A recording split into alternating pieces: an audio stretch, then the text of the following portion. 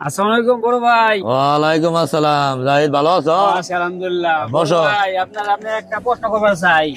বলো, প্রশ্ন কি প্রশ্ন করো বাবা? প্রশ্নটা হচ্ছে ভাই, 1990 সালে 2026 সালে পোলাপান পড়াশোনা করতো, যে এটা পার্থক্যটা কি যদি একটু বর্ণনা দিতেন।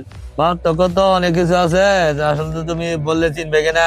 আগেকার দিনে তোমার মনে যে দোয়াত আছিল, হাড়ি জ্ঞান আছিল, হেজাক বাতি আছিল, এগুলাতে মানুষ অনেক কষ্ট করে পড়ছে। এলাকা লেখাপড়াটা গুরুত্ব ছিল বেশি। আর 2026 সালে অনেক ডিজিটাল প্রযুক্তি, কারেন্টের বাতি আছে, সোলার আছে, অনেক কিছু তো পরে মোবাইলের দান্দায় পড়ে বলাইবান।